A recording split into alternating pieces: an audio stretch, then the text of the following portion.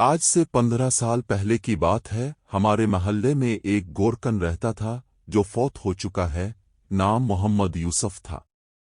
मजबूत जिस्म और बड़ी बड़ी आंखें जिनमें नूर ही नूर भरा हुआ था। ईमान उसके चेहरे से छलकता था। बारिश चेहरा इसकी एक ही रूटीन थी, सुबह घर से निकलता और शाम को कब्रिस्तान से वापस आता था। हमेशा रास्ते के एक तरफ हैकर चलता था और किसी की तरफ बुरी नज़र से नहीं देखता था।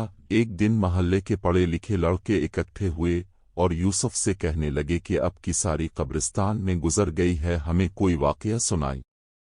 ये सुनकर यूसुफ संजीदा हुआ और लंबी सांस ली और कहने लगा, आज मुझे 27 साल हो गए हैं, मैं कब्रें बना रहा हूँ। मेरे साथ एक ही वाकया गुजरा है। गर्मियों की दोपहर थी। कुछ लोग मेरे पास आए कि बाबा जी कब्र बनानी। मैंने पूछा कि आदमी है या औरत है, तो उन्होंने बताया कि औरत करंट लगने की वजह से फौत हो गई है। वो लोग ये कहकर चले गए। मैं अमूमन अकेला ही कब्र बनाता हूँ। मैंने सख्त गर्मी में कब्र बनाना शुरू कर दी। दोपहर 2-2:30 बजे तक कब्र मुकम्मल हो गई।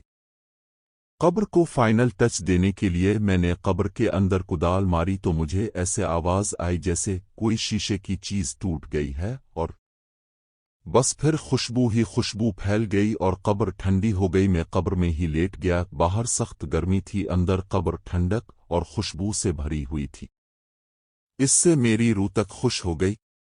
मैं हैरानी और दहशत से खामोश रहा। मगरिब के बाद जनाजा आ गया। औरत के वर्सा ने इसे दफना दिया और चले गए, मगर मेरे अंदर तजस्सुस भरा हुआ था कि इस औरत की कौन सी नेकी है जो इसको इतना बड़ा इनाम मिला।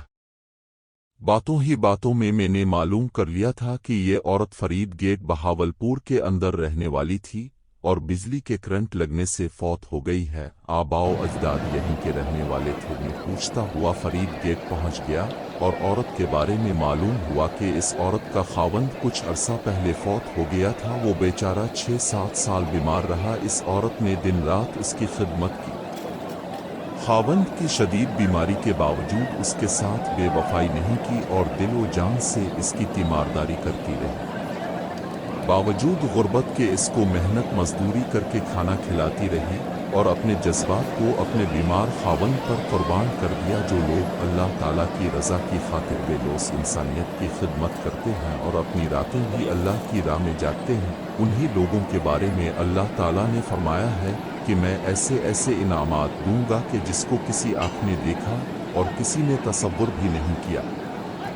खुश नसीब हैं वो लोग जिनकी कब्रें खुशबू और ठंडक से भरी हुई हैं। दुआ है कि अल्लाह ताला हमें और सब मुसलमानों को बख्श दे और आखिरत में ठंडक अता फरमाए।